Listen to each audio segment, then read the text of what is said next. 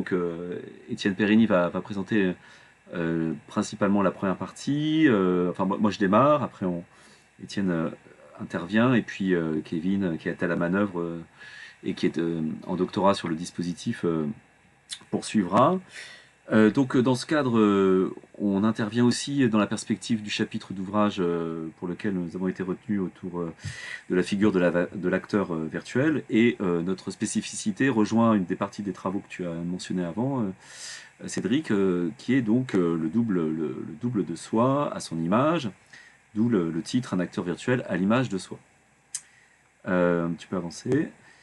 Du coup, le premier point, c'est que les références de notre projet alors, ne sont pas uniquement Legend of Zelda Breath of Wild, qui est en fait une situation assez classique du jeu vidéo qu'on a voulu présenter là pour montrer toute cette diversité et, disons, commune posture que le joueur a lorsqu'il manipule un avatar à la troisième personne, qu'il voit donc de dos, et qui, dans ce cas, à gauche, escalade un bâtiment, à droite, vole.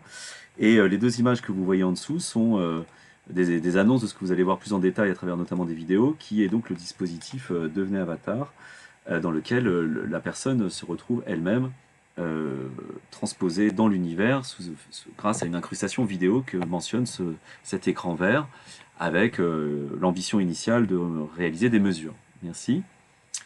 Donc bon, c'est une collaboration dont on donne le cadre, puisqu'elle est partie à la fois d'une collaboration entre Étienne et moi, Étienne Périni, qui est donc à l'Université Paris 8, qui a navigué beaucoup entre Hypermédia et ATI, où il a dirigé plusieurs DEA, et moi-même qui suis issu de Paris 8, et la rencontre avec donc Alain Berthoz, qui a préfacé notre ouvrage Les avatars jouables des mondes numériques, et qui a bien voulu nouer un dialogue entre les arts et technologies de l'image, les études médiatiques en infocommunication où je suis, Étienne aussi, et les sciences de la cognition et neurophysiologie qu'il représente. Merci.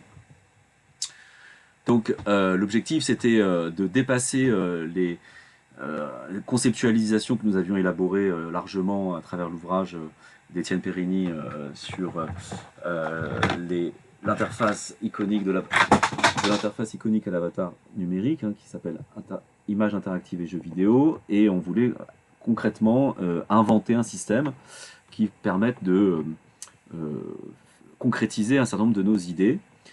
Et pour ça, on a beaucoup réfléchi avec Alain Berthoz, et on est arrivé à un poste qui est à la fois d'expérimentation scientifique et qui fait installation de médiation grand public, qu'on va voir en situation. Merci.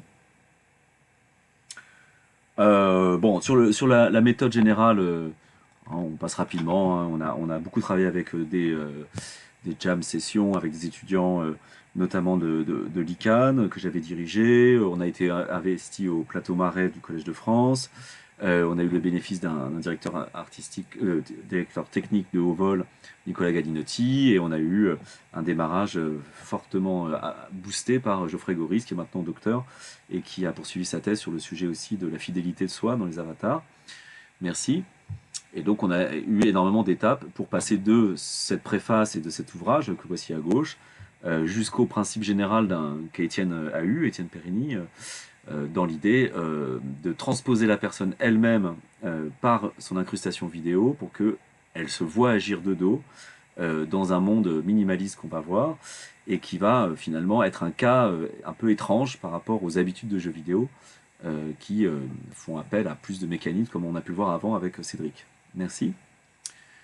Du coup, là je vais peut-être progressivement préparer le passage demain à Étienne. C'est vrai qu'on se questionne globalement sur l'intégration de ces mondes virtuels, qu'on appelle monde numérique, et le rapport que l'on a entre le ici et maintenant et le là-bas. Et Étienne a développé une approche que je vais lui laisser le soin de présenter, parce que c'est lui qui l'a déterminé avec ces termes, de type logistique. Étienne ? Attends. Pour l'approche. Ouais, parce qu'en fait, l'approche logistique que tu as développée, elle part de l'analyse matérielle du dispositif d'interaction, et elle essaie d'aborder la triade image interactive, qui est l'objet général qui nous intéresse, le programme informatique que vous connaissez bien, et son rapport avec le sujet humain. Et donc ta thèse principale, je te laisse, tu prends la main ? Oui, donc Donc la thèse principale, c'est que, donc en fait, ça c'est quelque chose qu'on avait déjà un petit peu établi auparavant, c'est que l'image interactive constitue le paradigme du jeu vidéo, et avec l'avatar s'institue un nouveau rapport de soi avec la technique. Vous voyez, c'est plutôt une approche infocom, puisqu'on s'intéresse aussi à des effets sociaux, à des effets sur collectifs, etc. Donc, après, il y a un certain nombre de concepts que je vais survoler dans la suite des diapos pour vous brosser le tableau conceptuel de cette affaire-là, de quoi on parle, de vocabulaire et tout ça. Voilà, on peut peut-être passer à la suite. Alors, tout ça part, en fait, notre approche, ça a été un peu notre rencontre. Moi, j'avais pas mal travaillé sur le vidéodisque dans le temps, et donc en posant ce genre de schéma, de diagramme, ce qu'on est en train de dire, c'est que, en fait, c'est des systèmes extrêmement cybernétiques bouclés. Il y a une causalité circulaire du sujet et d'une réalité virtuelle. Le sujet est de ce côté-là. Il y a l'écran entre les deux personnes, enfin entre les deux mondes, et il y a un monde virtuel de l'autre côté.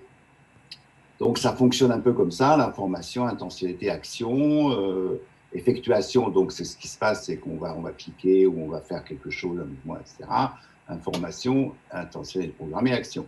Donc ça, c'est des choses qui marchaient sans l'image de synthèse, avec un vidéodisque, avec l'image analogique, avec un minimum d'assistance informatique.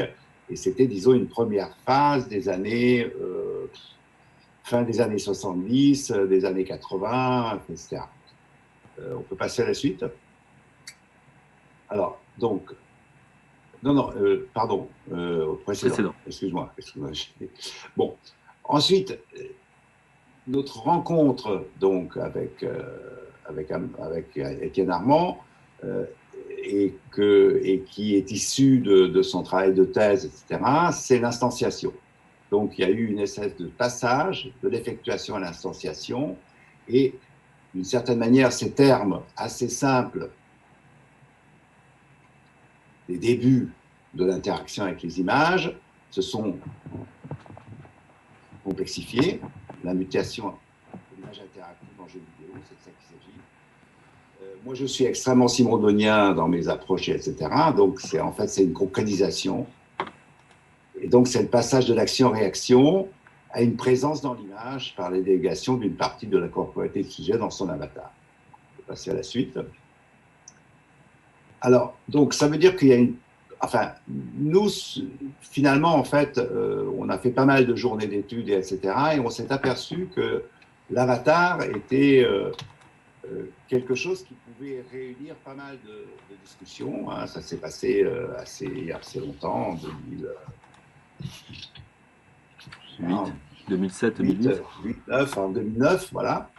Et donc, on a commencé à voir l'avatar et son monde. D'accord ?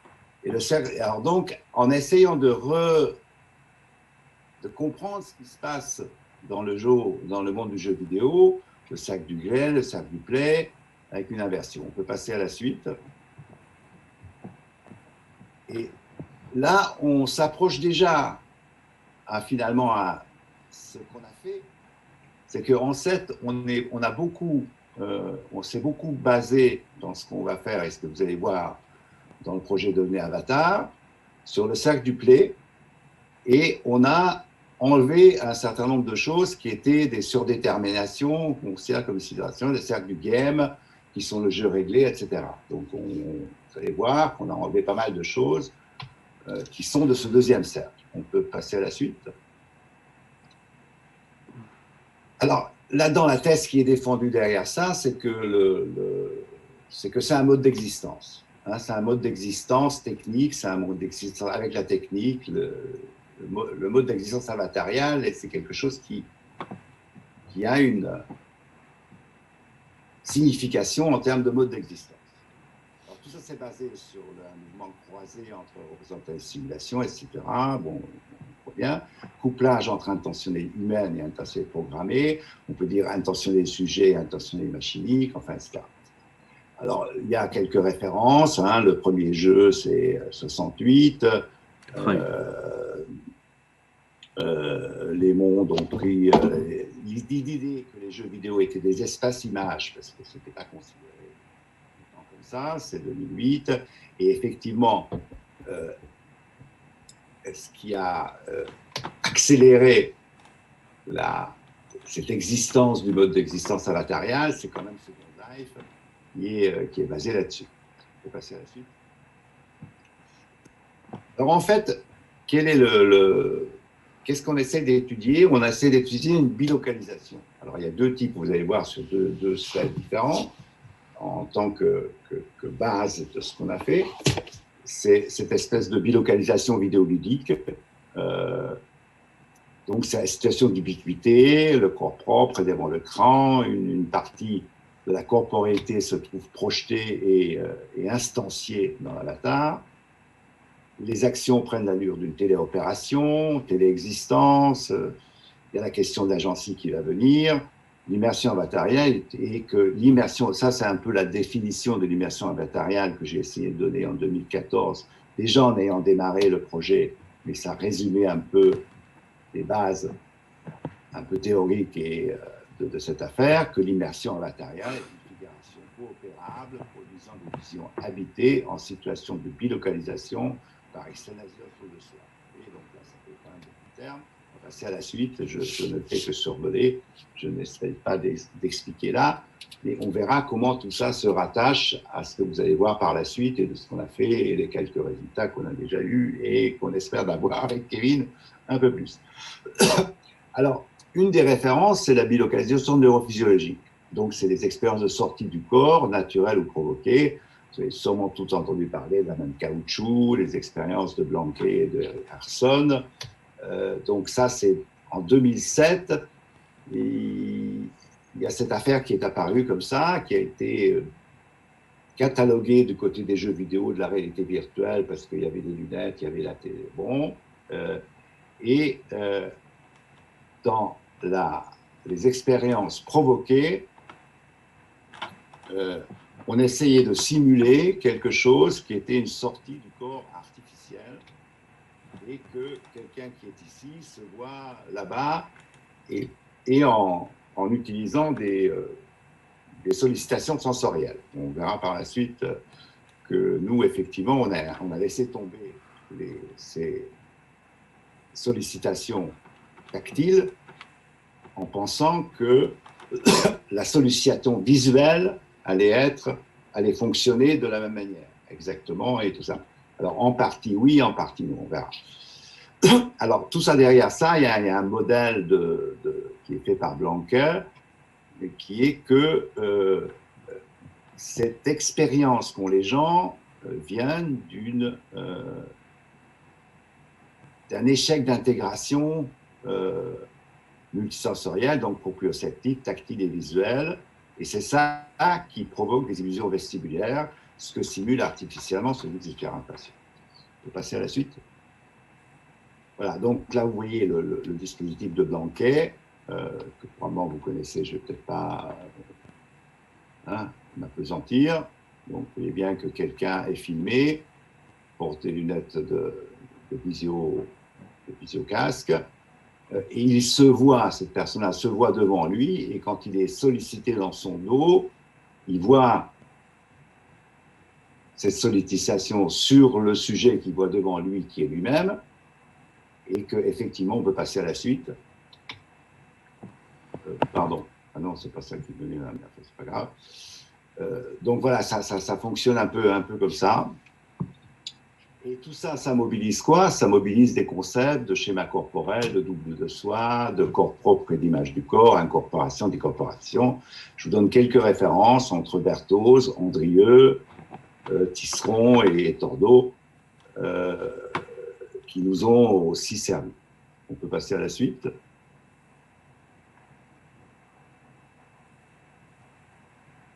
Bon, alors tu peux prendre la... D'accord. Bah donc, comme vous pouvez le comprendre, on a une situation de mise en place du sujet devant un rideau vert. Il est muni d'un visiocasque sans fil. Une Kinect est derrière lui. Et le film est en même temps traque ses mouvements pour permettre un contrôle sur la situation dans laquelle il est projeté, qu'on voit à droite, hein. Et cette situation, elle est particulière puisque c'est une situation de vol dans laquelle il se déplace librement entre ciel et terre. Et donc avec Berthoz, donc cette idée originale, elle a été proposée par Étienne, mais elle a été bien sûr travaillée ensemble. Et donc on a abouti à l'idée d'un paradigme au sens de la neurophysiologie, hein, comme on dit la main de caoutchouc, qui s'intitule l'avatar volant autoscopique, AVA de son petit nom, qui essaye de tirer justement un profit de l'écart entre le fait d'être debout immobile dans un laboratoire et en mouvement, en train de voler ailleurs. D'où voilà, la mobilisation des différents mots-clés qu'on a en partie vus jusqu'ici, auquel se rajoute la notion de vection, qui est donc l'illusion d'un déplacement provoqué par le mouvement perceptif visuel. L'adaptation duale, le fait de s'adapter à la fois ici et à là-bas, et des questions de mesurabilité qu'on a essayé de développer que montre le petit écran à gauche. Merci, la suite. Donc, alors pour vous montrer un peu les choses concrètement, voilà ce que la personne voit dans son casque. Au départ, un monde vide, et où elle apparaît, on a écourté un peu, et où elle reçoit une consigne selon laquelle on lui demande d'écarter les bras, de telle sorte qu'au moment où ça a lieu, elle s'élève, sans qu'elle sache pourquoi ni comment, puis a lieu la bascule visuelle, c'est celle-ci lorsque son corps part vers l'avant par un effet d'anamorphose visuelle, et à partir de là, il lui est dit qu'en bougeant les bras de gauche à droite, à la suite, elle va pouvoir opérer des mouvements de monter en altitude, de descendre, et de parvenir à donc avoir une phase de découverte du vol libre que nous avons résumé. Pour aller à la première épreuve, merci, qui concerne, donc là elle est en train de voler, et au loin apparaît, sans qu'elle sache non plus pourquoi, un massif montagneux, et sa marge de manœuvre se réduit un peu puisqu'elle est obligée d'être engagée dans ce canyon, dans ce tunnel, enfin cet infiltration. Elle ne peut pas échapper à ça. Voilà. Une phase de vol à laquelle on ne peut pas échapper, elle est générée un petit peu... de sorte que, quoi qu'elle... Au bout d'un certain temps, cet environnement de... Oui, les falaises sortent et la personne, elle est guidée pour être obligée de traverser. Voilà. Non, tu es toujours sur le même, Kevin. La suite. Donc, là, l'épreuve consiste à traverser le canyon de façon, soit en butant sur le bord, merci, vas-y, soit en... mentionner le rapprochement de la caméra, je sais pas si vous voulez. Oui, bah, on le mentionnera plus tard sur un des exemples. On l'a pas vu, on l'a pas vu. Et c'est pas à l'image, donc on peut pas le mentionner. Donc voilà les astéroïdes qui, à la sortie du massif montagneux, apparaissent. Et lorsque vous constatez la collision a lieu, l'avatar visuel vidéo est substitué par un avatar de synthèse bleu, somme toute très sommaire. Là, la personne n'a pas évité les... vraiment... Elle en a évité un ou deux. Mais elle aurait pu. Elle en a évité un ou deux. Et en fait, là, il y a une espèce d'épreuve d'éviter ou pas éviter, comprendre, voilà. Alors pour comprendre ce dispositif qu'on a beaucoup porté au public, là on a réalisé en exclusivité pour vous ce tableau qu'on inaugure, qui est d'essayer de situer Avatar de soi au milieu, hein, vous voyez, la colonne sous la personne qu'on vient de voir, et les propriétés à gauche, en mettant d'une part le jeu vidéo et l'avatar classique qui le comporte, et d'autre part un cas bien connu qui s'appelle Birdly, qui est plutôt RVesque, c'est-à-dire propre au monde de la réalité virtuelle. Et en fait, là, l'idée principale, c'est de bien montrer qu'on a voulu fabriquer un cas limite qui est un petit peu ni-ni, c'est-à-dire on n'est ni dans un avatar qu'on a fabriqué soi-même à la façon de MMORPG, mais pourtant, comme on vient habillé tel qu'on est, on a choisi ses vêtements, et puis on est un peu l'auteur de soi-même, hein, dans une vision de l'individu autoréalisé. Alors que dans Birdly, voilà, on est bien sûr en vision subjective en train de voler dans les immeubles de New York, mais il n'y a pas de configuration et surtout on ne se voit pas, donc on est en vision subjective, on suppose que c'est soi. L'altérité, c'est un autre que soi dans le jeu vidéo, là il n'y en a aucune, c'est soi-même. Et là on est un animal, un oiseau qui volons. Le fonctionnement est programmé pour l'avatar classique. Dans l'avatar vidéo de notre installation, eh bien, il y a un fonctionnement purement visuel par projection vidéo, incrustation du flux dans Unity. Et ici, le fonctionnement est tout simplement confondu avec le déplacement qu'opère la personne sur sa planche à repasser mécanique. L'apparence expérience, image de synthèse versus image vidéo. Et donc, évidemment, l'opposé, c'est la vision à la première personne où on ne se voit pas. La scénarisation, il y a toujours une biographie, un devenir existentiel et puis des buts du jeu dans les avatars de jeux vidéo. Ici, eh bien, il y a une auto-justification autotélique, ça veut dire qu'il se justifie par lui-même. Hein. On y est, soi-même comme ailleurs ou soi-même comme un autre. Et donc, devenir avatar annonce simplement que voilà, on va devenir son propre avatar. C'est un petit récit tout de même, là où on va devenir un oiseau avec Birdly. Enfin, là où la finalité est un but de jeu, une quête, ici, c'est juste l'expérience qui n'a pas d'autre justification que pour elle-même, même si elle sert nos propos scientifiques. De la même manière que dans Birdly, où on faisait l'expérience d'une autre incarnation, un autre corps que soi, une expérience transspécique. La suppression, dans les deux cas, de l'interface graphique avec Birdly et nous-mêmes, aucun élément qui rappelle les symboles, les indices de la GUI, Graphic User Interface, merci pour la suite, font qu'on positionne réellement notre affaire dans un cas où on a volontairement voulu implémenter dans une réduction très très forte qu'on peut regarder par la colonne jaune, où on a un monde virtuel extrêmement minimaliste, hein, et on va constater qu'au départ, si on prend à gauche image événement, on est dans le noir, hein, donc on est complètement, on quitte le laboratoire en mettant le casque, il n'y a pas d'image pour étalonner et occulter l'environnement. Puis apparaît un monde vraiment où on se demande qu'est-ce que c'est, pourquoi, il n'y a pas d'éléments d'affordance, de but signalisé. Et on va apparaître nous-mêmes brusquement, après d'abord avoir eu une phase initiale qu'on appelle identification primaire, puisque au cinéma, vous savez que la vision subjective, c'est déjà installé par le point de vue de la caméra, et donc on s'identifie au point de vue initial, ce qui fait qu'on est placé dans un monde sans savoir qui on est, hein, on ne sait même pas si on a un corps ou ce qu'on sera, donc on est vraiment dans une cybernalisation réduite, c'est-à-dire que on n'a aucune entité à qui déléguer la cybernalisation, c'est on délègue à une entité cybernétique des intentions, donc là on ne sait même pas ce qu'on vient faire là. Lorsqu'on apparaît, le self-avatar apparaît lui-même, on s'identifie au personnage, ce qu'on appelle l'identification secondaire dans la théorie filmique, et on se retrouve en bilocalisation, puisque on est, alors là, c'est un peu en abîme, on est à la fois au laboratoire debout et là-bas, mais on est aussi à la fois au point de vue de la caméra et devant soi, comme dans l'OBE. Ce qui rejoint donc ce qu'on a vu après dans le schéma, ce qui accélère l'immersion, puisque c'est le paradigme de la métaphore de la téléportation. Pof, comme dans Star Trek, on est apparu brusquement dans cet espace et on n'a pas fait de petits procédés de flou, on aurait pu. Lorsque on écarte les bras, on est à la cause du mouvement et on a donc une agentivité qui signale qu'on va s'élever. Alors les gens ressentent des sensations, on commence à se personnifier en tant qu'acteur, en tant que personnage, et soi-même dans l'univers. Et c'est par l'identification, par l'action, lorsque la bascule a lieu, et que l'on est vraiment engagé à rentrer dans l'action, que l'on va pouvoir réellement développer une agentivité, mais toutefois très limitée, puisqu'elle porte sur le vol.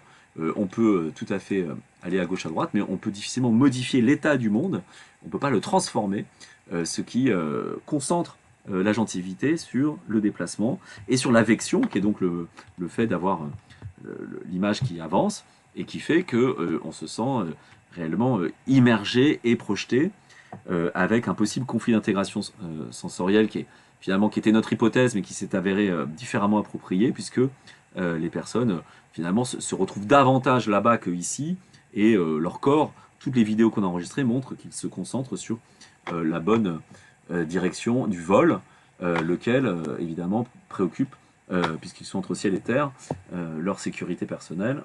Voilà un peu la relation d'ensemble qu'on peut développer. Merci. Alors, ces développements, on les a fait en laboratoire, ici avec Alain Berthoz, lorsqu'on est réglé, merci d'allumer, lancé en play, lorsqu'on était en train de régler pour que les courbes, donc on avait 3 types de capteurs, hein, musculaire, cardiaque, respiratoire, on n'a pas pu vraiment autant que nécessaire développer cette piste qu'on va reprendre aujourd'hui avec Kevin Beaufils. Merci, la suite. On a mis en situation à Laval Virtual 2016, alors là avec une petite séquence qu'on aime bien parce que c'est celle où une amie chercheuse en informatique vole avec son bébé, et dans lequel on a pu constater aussi à la fois le caractère spectaculaire de la situation et en même temps bon, une relation intime, parce que c'était un binôme là, qui se retrouve en vol, la suite, qui a suscité quelques commentaires. En parallèle de ça, on a développé deux variantes. Une variante dite spatiale, on a reproduit l'intérieur de l'ISS, qui était un modèle libre avec la société Onyx. Grâce à Geoffrey Goris, on l'a programmé pour permettre une sortie extravéhiculaire au-dessus de la planète Terre. Et ici, évidemment, on s'est vu d'abord soi-même dans l'ISS, mais on se retrouve dans une combinaison supposée comme telle, avec le principe d'une commande du jetpack, la suite merci, qui permet de naviguer dans les astéroïdes. On a développé une troisième variante qui est dite la variante surf, dans laquelle on est en autoscopie, mais là de façon latérale. La personne donc se retrouve sur un surf où elle va commander l'altitude donc sur une Weeboard et avoir un espace spatialisé puisque c'est une petite ville dont on voit les immeubles en construction et donc on a une échelle, une commensurabilité de l'environnement qu'on n'avait pas spécialement dans les autres. Alors tout ça a fait l'objet de deux principales études, une en laboratoire en 2015 à Futur en Seine, une autre à Laval Virtual en situation publique avec d'autres remarques, d'autres formes d'appropriation. Et ce qu'on cherchait à comprendre, c'est si nos hypothèses étaient vérifiées. Certaines l'ont été, d'autres pas, on va le voir. Celle qui concerne la vection, c'est-à-dire le fait du déplacement de l'image qui fournit une sensation de déplacement et de contrôle, s'est avéré juste et confirmé. Là où le conflit d'intégration sensorielle était assez pas toujours présent, c'est-à-dire qu'on ne peut pas vraiment dire que les gens ont fait une expérience de sortie du corps.